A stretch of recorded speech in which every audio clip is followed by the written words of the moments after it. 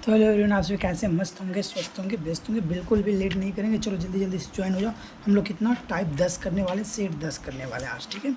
तो सेट 10 करेंगे जल्दी जल्दी, बिल्कुल भी लेट नहीं करेगा कोई भी। जल्दी जल्दी से ज्वाइन हो जाओ भाई। चलो जल्दी जल्दी से, बिल्कुल लेट मत करना, ठीक है। हम लोगों ने 50 नंबर तक कर दिया है, 50 बाकी, अब 50 से आगे अभी चलेंगे, ठीक है। 50 से आगे चलेंगे तो एक बार जल्दी जल्दी से सभी आ जाओ, जल्दी से आ जाओ, जल्दी से आ जाओ, बिल्कुल भी लेट नहीं करना, ओके। कौन कौन आए भाई जल्दी से बता देना, जल्दी जल्दी से आ जाओ, बिल्कुल भी लेट नहीं करना। चलो जल्दी जल्दी से आ जाओ, जल्दी जल्दी से आ जाओ, जल्दी जल्दी से,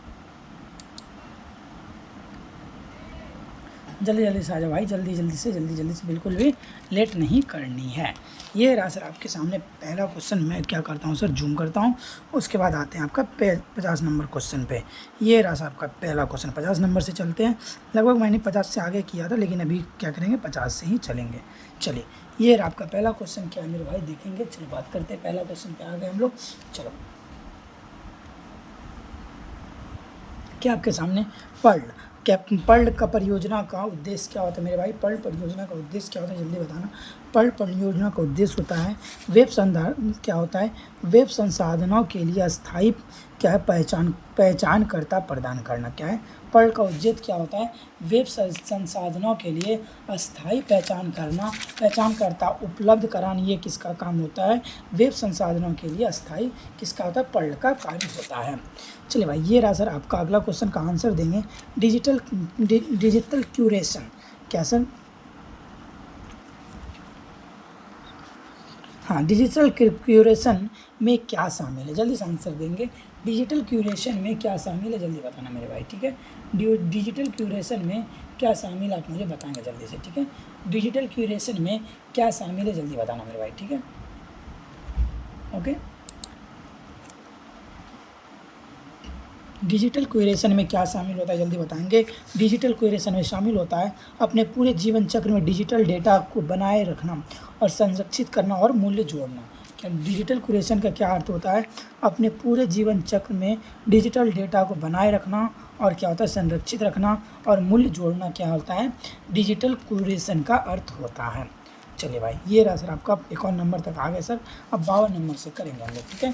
जल्दी जल्दी से, बिल्कुल भी लेट नहीं करेंगे, आ जाएंगे सभी, ओके। चलो 52 नंबर पे आगे जाते हैं हम लोग। 52 नंबर पे आ रहे हैं, चलो भाई। चलो 52 नंबर आपका क्वेश्चन क्या है भाई? चलो देखते हैं 52 नंबर क्वेश्चन क्या है। 52 नंबर क्या है? 52 नंबर क्वेश्चन आपका क्या करे भाई? चलो, डिस्कोर्स एनालिसिस संदर्भ। क्या है? डिस्कोर्स एनालिसिस किस प्रकार से केंद्रित है, बता दो भाई। डिस्कोर्स एनालिसिस किस प्रकार का केंद्रित है, बता दो। किस पर केंद्रित है? क्या भाई, डिस्कोर्स एनालिसिस किस पर केंद्रित है? जल्दी से आंसर देंगे, देखते हैं कौन कौन दे पा रहे। डिस्कोर्स एनालिसिस किस पे केंद्रित है, जल्दी से बताना मेरे भाई। डिस्कोर्स एनालिसिस किस पे केंद्रित है, किस पे केंद्रित होता है डिस्कोर्स एनालिसिस, जल्दी बताना, ठीक है। डिस्कोर्स एनालिसिस किस पे केंद्रित होता है मेरे भाई? किस पे केंद्रित होता है? किस पे होता है? संदर्भ में भाषा का उपयोग। किस पे केंद्रित होता है? किस पर केंद्रित होता है? संदर्भ में भाषा का उपयोग को क्या बोला जाता है? डिस्कोर्स एनालिसिस बोला जाता है। क्या बोला जाता है? डिस्कोर्स एनालिसिस बोला जाता है। क्या बोला जाता है? डिस्कोर्स एनालिसिस बोला जाता है। चलो आगे चलते हैं मेरे भाई, आगे चलते हैं। ये रहा सर मेमनोनिज्म। क्या है? मेमनोनिज्म का वर्गीकरण अंकन में क्या भूमिका है, बता दो। मेमनोनिज्म का वर्गीकरण में क्या भूमिका है, अंकन का क्या भूमिका है, बता दो जल्दी से। मेमनोनिज्म वर्गीकरण में क्या भूमिका होता है? अंकन को याद रखने में सहायक करना। मेमनोनिज्म का अर्थ क्या होता है, क्या भूमिका होता है मेरे भाई? किसका उपयोग किया जाता है?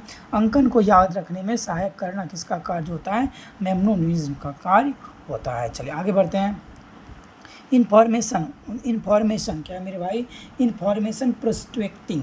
क्या है भाई? प्रोस्पेक्टिंग, ठीक है। इन्फॉर्मेशन प्रोस्पेक्टिंग की अवधारणा क्या है? इन्फॉर्मेशन प्रोस्पेक्टिंग की अवधारणा क्या है? जल्दी बताएंगे।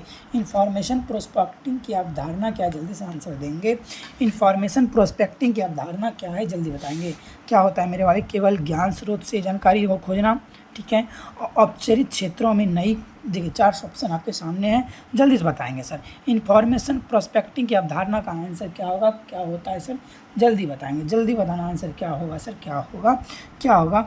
अपरिचित क्षेत्र में नई अप्रत्याशित जानकारी को खोज करना, यानी कि अपरिचित क्षेत्र में यानी कि नई जानकारी का खोज करना। जिस क्षेत्र के बारे में कुछ पता नहीं हो वहाँ पे नया जानकारी को ढूंढना क्या कहलाता है मेरे भाई? क्या कहलाता है? अत्यपेक्षित जानकारी क्या कहलाता है? इन्फॉर्मेटिव क्या है? प्रोस्पेक्टिंग कहलाता है। क्या होता है? इन्फॉर्मेटिव प्रोस्पेक्टिंग होता है, इन्फॉर्मेशन प्रोस्पेक्ट। चलो भाई ये अगला क्या? स्पैगेटी। चलो भाई स्पैगेटी ऑर्गेनाइजेशन क्या है? स्पैगेटी ऑर्गेनाइजेशन क्या है? जल्दी बताएंगे आप मुझे, ठीक है। स्पैगेटी ऑर्गेनाइजेशन क्या है? जल्दी से आंसर देना मेरे भाई। स्पैगेटी ऑर्गेनाइजेशन क्या है? जल्दी बताना इसके बारे में क्या होता है? क्या होता है? 4 ऑप्शन आपके सामने है, तो चारों ऑप्शन का आंसर देंगे। स्पैगेटी ऑर्गेनाइजेशन क्या है? जल्दी बताना मेरे भाई। स्पैगेटी ऑर्गेनाइजेशन क्या है? ठीक है, जल्दी बताना, जल्दी बताना। ओके चलो देखते हैं कौन कौन आंसर दे रहे हो। स्पैगेटी ऑर्गेनाइजेशन क्या है? जल्दी बताना मेरे भाई, ठीक है। ओके स्पैगेटी ऑर्गेनाइजेशन क्या है? जल्दी बताना।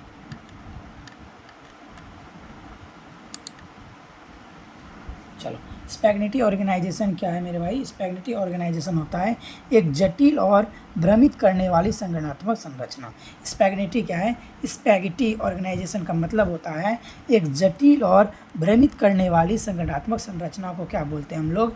स्पैगेटी ऑर्गेनाइजेशन बोलते हैं। क्या बोलते हैं? स्पैगेटी ऑर्गेनाइजेशन बोलते हैं। एक जटिल और भ्रमित करने वाली संगठनात्मक संरचना को क्या बोलते हैं हम लोग? एक जटिल और भ्रमित करने वाली संगठनात्मक संरचना बोलते हैं। ये रहा सर आपका अगला क्वेश्चन। क्या है? एविडेंस या ब्रेस्ट लाइब्रेरियनशिप किस पर जोर देती है? एविडेंट क्या है सर? एविडेंस या ब्रेस्ट लाइब्रेरियनशिप किस पे जोर देती है? एविडेंस या क्या सर? एविडेंस या बेस्ट लाइब्रेरियनशिप किस पे जोर देती है मेरे भाई? आंसर देंगे जल्दी से। एविडेंस या बेस्ट लाइब्रेरियनशिप किस पे जोर देती है? जल्दी से बताएंगे किस पे जोर देती है मेरे भाई? किस पे जोर देती है? सर्वोत्तम उपलब्ध साक्ष्य, पेशेवर विशेषज्ञता और उपयोगिता के मूल्यों के आधार पर निर्णय करना। क्या होता है? सर्वोत्तम उपलब्ध साक्ष्य, पेशेवर विशेषज्ञता और उपयोगकर्ता के मूल्यों के आधार पर वर्णन करना। क्या होता है भाई? एविडेंस लाइब्रेरियनशिप किस पर जोर देती है भाई? क्या? सर्वोत्तम उपलब्धता, साक्ष्य, पेशेवर विशेषज्ञता और उपयोगकर्ता के मूल्यों पर आधारित निर्णय लेना होता है। चलिए ये रहा सर। डेटा रिपोजिटरी और डेटा आर्काइव के बीच अक्सर क्या अंतर होता है भाई? डेटा रिपोजिटरी और डेटा आर्काइव के बीच अंतर क्या होता है? इन दोनों के बीच डिफरेंस क्या होता है? जल्दी बताना। डेटा आर्काइव और डेटा के बीच डिफरेंस क्या होता है? क्या होता है मेरे भाई? ये डिफरेंस होता है रिपोजिटरी, डेटा रिपोजिटरी का अल्पकालिक भंडार होता है के लिए, ठीक है। डेटा रिपोजिटरी क्या होता है? अल्पकालिक भंडार के लिए होता है, जबकि आर्काइव क्या है? दीर्घकालिक संरक्षण के लिए होता है। आर्काइव क्या होता है? दीर्घकालिक संरक्षण के लिए होता है। आर्काइव क्या होता है? दीर्घकालिक संरक्षण के लिए होता है। आर्काइव केवल भौतिक वस्तुओं के लिए है। नहीं, ये नहीं होता। क्या होगा सर? रिपोजिटरी क्या है? अल्पकालिक भंडारण के लिए होता है, जबकि आर्काइव क्या होता है? दीर्घकालिक संरक्षण के लिए होता है। ये रहा सर आपका अगला क्वेश्चन। क्या है? Canon of modulation. Canon of modulation किससे संबंधित है? कैनन ऑफ मॉड्यूलेशन किससे संबंधित होता है भाई? जल्दी बताना। कैनन ऑफ मॉड्यूलेशन क्या है? श्रृंखला में चरणों का निर्माण है। कैनन ऑफ मॉड्यूलेशन किससे संबंधित होता है? श्रृंखला में चरणों का निर्माण से संबंधित है canon of modulation. Canon of modulation किससे संबंधित है? श्रृंखला में चरणों का निर्माण से संबंधित है। क्या? Canon of modulation. चलिए आगे बढ़ते हैं। एम्पोरिकल लॉ ऑफ बिब्लियोमेट्रिक्स। एम्पोरिकल लॉ ऑफ बिब्लियोमेट्रिक्स में कौन शामिल नहीं है? एम्पोरिकल लॉ ऑफ बिब्लियोमेट्रिक में इनमें से कौन शामिल नहीं है? जल्दी से बताएंगे सर। कौन शामिल नहीं है सर? कौन नहीं है इसमें से? बता दो भाई कौन नहीं है, जल्दी से आंसर देना। इम्पोरिकल लॉ ऑफ बिब्लियोमेट्रिक्स में इनमें से कौन शामिल नहीं है? इनमें से कौन? रंगनाथन शामिल नहीं है। रंगनाथन का नियम किस में शामिल नहीं है? इम्पोरिकल लॉ ऑफ बिब्लियोमेट्रिक्स में रंगनाथन का नियम शामिल नहीं है। इम्पोरिकल लॉ ऑफ बिब्लियोमेट्रिक्स में किसका सर? रंगनाथन का नियम शामिल नहीं है।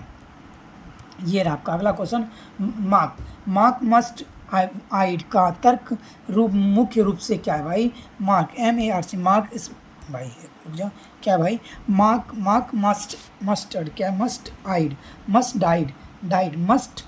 डाइड का तर्क मुख्य रूप से क्या है? मार्क मस्ट डाइड का तर्क मुख्य रूप से क्या होता है मेरे भाई? जल्दी बताना क्या होता है? मार्क वे वातावरण के लिए उपयुक्त हैं। मार्क क्या का उपयोग क्या होता है? वे वातावरण के लिए उपयोग है। इसे लिंक डेटा मॉडल से प्रतिस्थापित किया जाता है। किसको सर? मार्क मस्ट डाइट को किससे? कि वातावरण के लिए, मार्क वेव वातावरण के लिए उपयुक्त हैं और इसे लिंक्ड डेटा मॉडल के लिए प्रतिस्थापित किया जाता है। यानी किसके लिए प्रतिस्थापित किया? किसके लिए? लिंक डेटा मॉडल के लिए उपयोग किया जाता है। ये रहा सर आपका अगला क्वेश्चन। ये रहा सर आपका अगला क्वेश्चन। एक बार यदि सेशन अच्छा लग रहा है तो क्या करेंगे? लाइक कर देंगे, चैनल को सब्सक्राइब भी कर देंगे। ये रहा आपका अगला क्वेश्चन।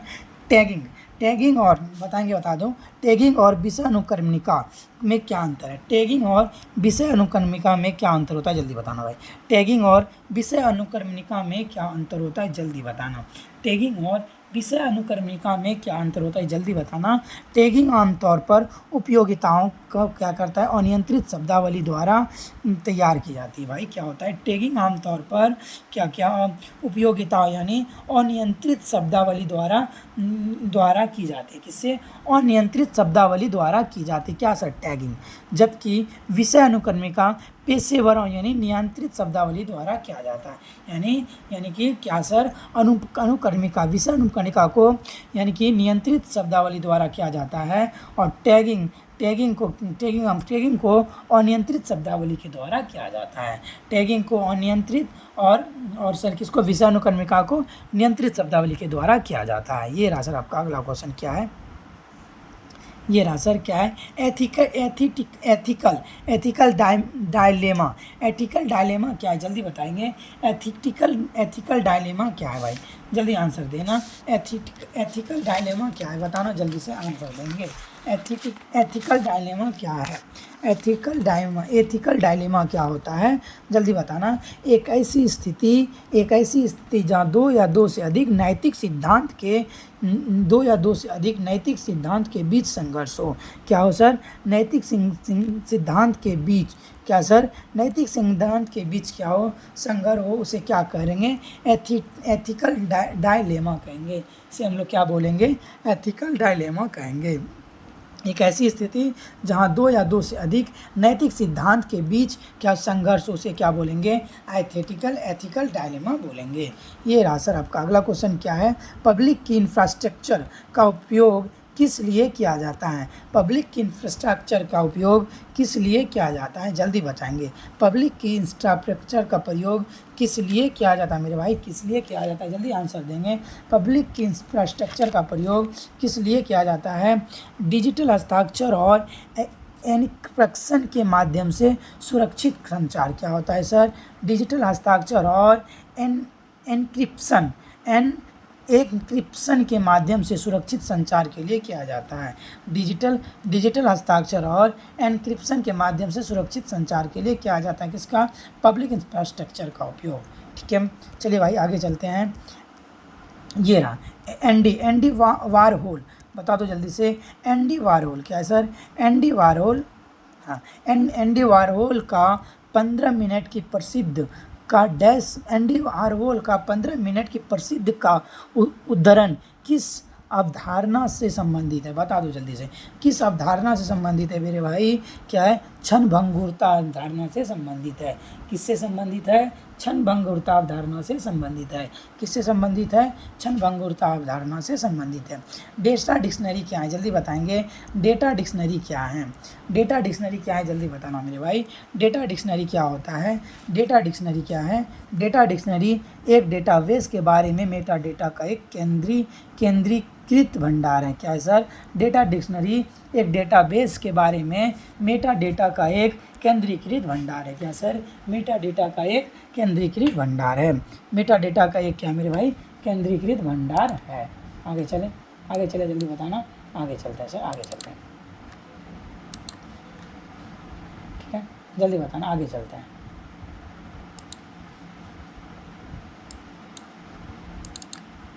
ये रहा सर आपका अगला क्वेश्चन। अगला क्वेश्चन क्या है सर? मिशन क्रीप का एक संगठन, मिशन क्रीप एक संगठन में क्या है? जल्दी से बताएंगे। मिशन क्रीप एक संगठन में क्या है? जल्दी बताना सर, जल्दी। मिशन क्रीप क्या है सर? मिशन क्रीप एक संगठन में क्या है? जल्दी आंसर होगा, क्या होगा? मिशन क्रीप एक संगठन में से क्या है? जल्दी बताना। मिशन क्रीप एक संगठन में से अपने मूल लक्ष्यों से परे एक परियोजना, मिशन और क्रम विकसित है। क्या है सर? मिशन क्रीप क्या है? अपने मूल लक्ष्यों से परे एक परियोजना या मिशन का क्रमिक विस्तार है। अपने मूल लक्ष्य से परे एक परियोजना या मिशन का क्रमिक विस्तार है। एक परियोजना या मिशन का क्रमिक विस्तार है। एक परियोजना या मिशन का क्या है मेरे भाई? क्रमिक विस्तार है। चलिए आगे चलते बारे। कैनन ऑफ कंटेस्ट क्या है sir? Canon of contest Ranganathan द्वारा किस लिए तैयार किया गया था? कैनन ऑफ कंटेस्ट रंगनाथन के द्वारा किस लिए तैयार किया गया था? जल्दी बताएंगे। कैनन ऑफ कंटेस्ट रंगनाथन के द्वारा किस लिए तैयार किया गया था मेरे भाई? किस लिए तैयार किया गया था? कैनन ऑफ कंटेंट रंगनाथन के द्वारा किस लिए तैयार किया गया था? जल्दी बताएंगे। किस लिए किया गया था? वर्गीकरण के लिए। कैनन ऑफ कंटेक्स्ट क्या? कंटेक्स्ट कि किस लिए? वर्गीकरण के लिए किया गया था, तैयार किया गया था। ये आपका सर अगला क्वेश्चन क्या है सर?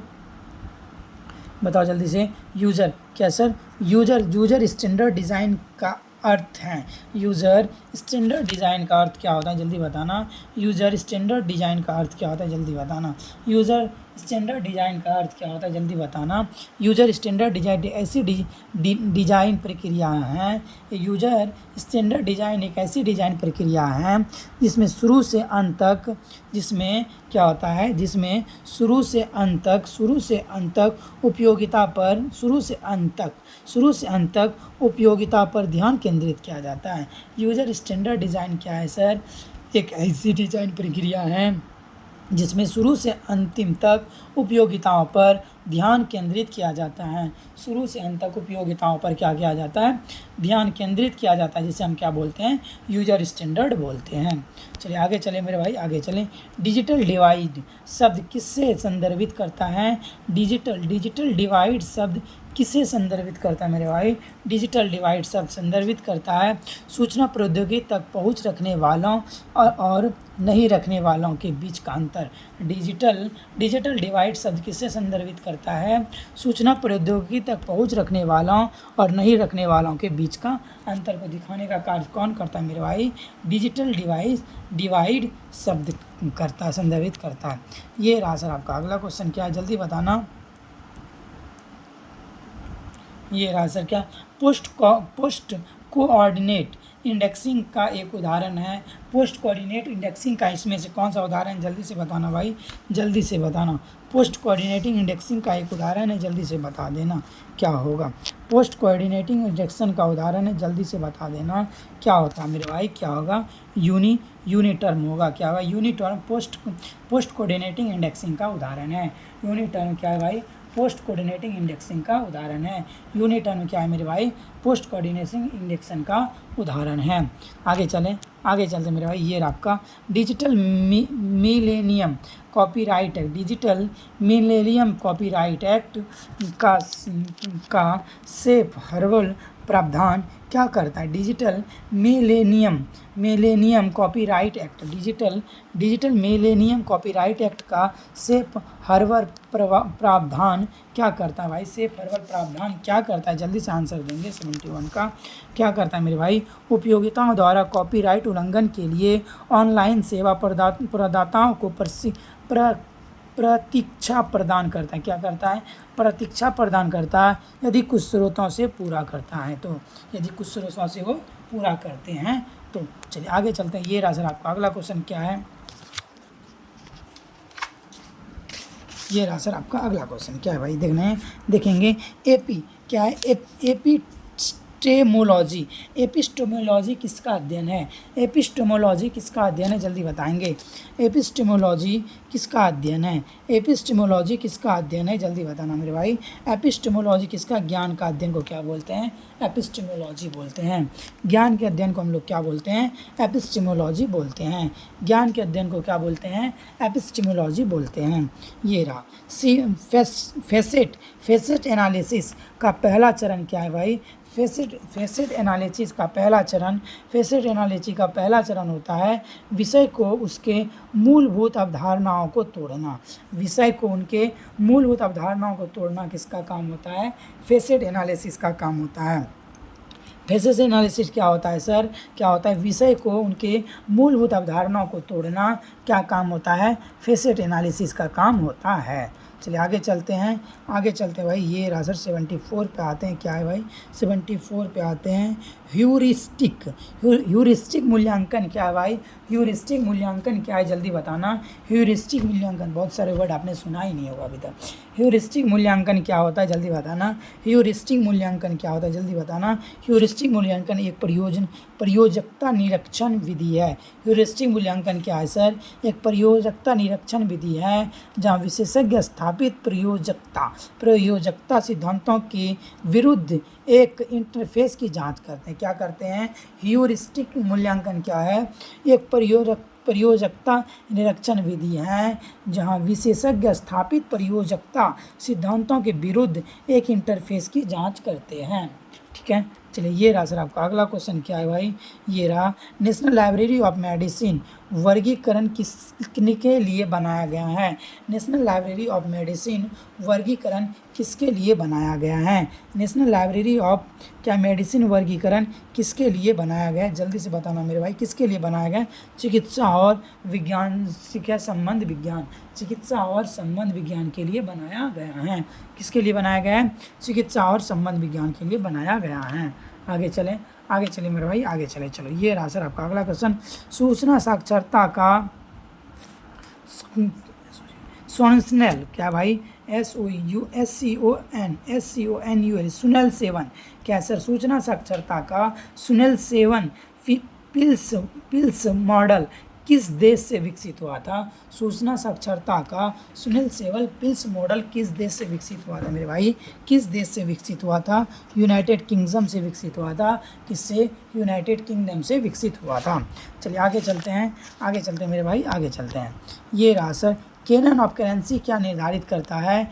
कैनन ऑफ करेंसी क्या निर्धारित करता है, जल्दी बताएंगे। कैनन ऑफ करेंसी क्या निर्धारित करता है? कि कैनन ऑफ करेंसी निर्धारित करता है कि वर्गीकरण प्रणाली में नवीनतम विषयों को किससे शामिल किया जाना चाहिए।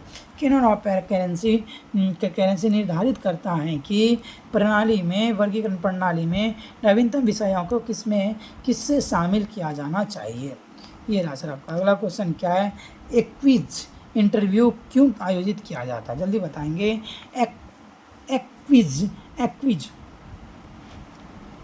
एक्विट इंटरव्यू क्यों आयोजित किया जाता है? एक्विट इंटरव्यू क्यों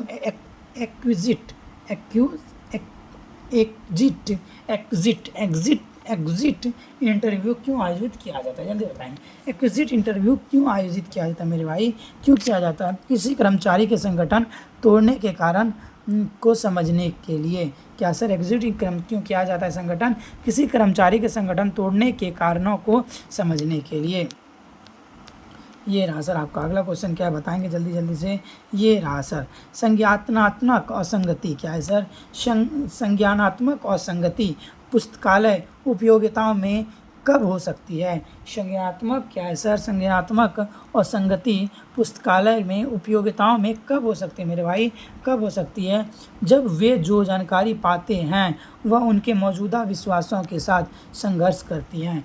जब वे जो जानकारी पाते हैं वह उनके मौजूदा विश्वासों के साथ संघर्ष करती हैं उसे क्या बोलते हैं? संज्ञात्मक और संगति पुस्तकालय उपयोगिताओं के लिए संभव होती है। जब वे क्या जानकारी पाते हैं तब उनके मौजूदा विश्वासों के साथ संघर्ष करती हैं।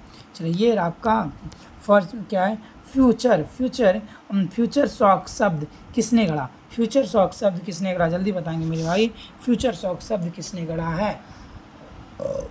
फ्यूचर शॉक शब्द किसने गढ़ा है? जल्दी बताना। ठीक है, चलो बताओ जल्दी से, फ्यूचर शॉक शब्द किसने गढ़ा है? फ्यूचर शॉक शब्द किसने गढ़ा है? फ्यूचर शॉक शब्द किसने गढ़ा है मेरे भाई? किसने गढ़ा है? एल्विन टॉफलर ने गढ़ा है।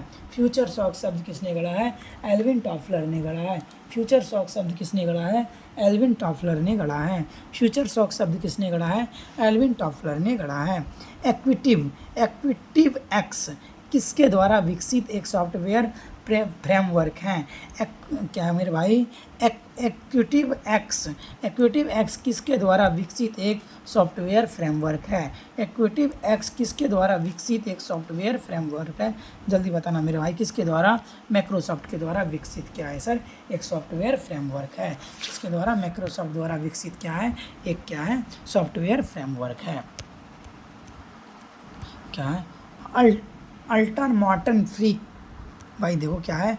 अल्ट्रा मॉडर्न फ्री कंसल्ट का उपयोग अक्सर किस संगठनात्मक अवधारणा के उदाहरण के रूप में किया जाता है?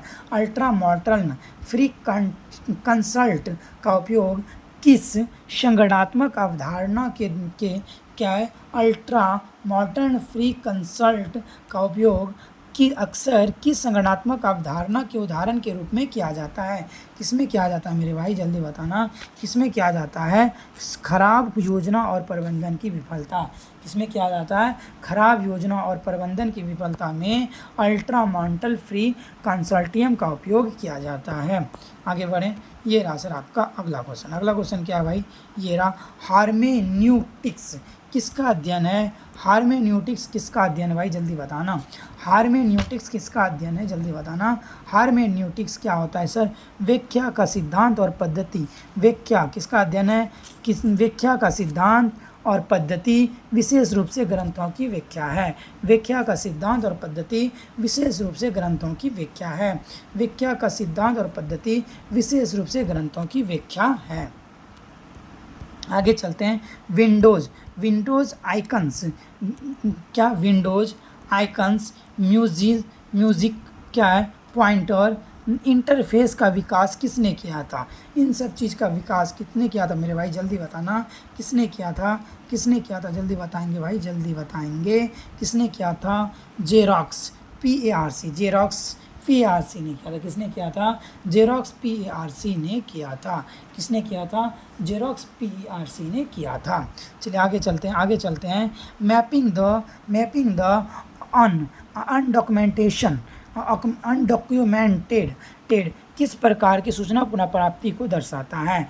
मैपिंग द अनडॉक्यूमेंटेड किस प्रकार की सूचना पुनः प्राप्ति को संवर्धित करता है भाई? किस प्रकार की? अव्यक्त ज्ञान। किसको सर? अव्यक्त ज्ञान को खोजने और व्यवस्थित करने में। मैपिंग क्या सर? अव्यक्त ज्ञान को खोजने और व्यवस्थित करने में काम करता है। अव्यक्त ज्ञान को खोजने और व्यवस्थित करने में काम करता है।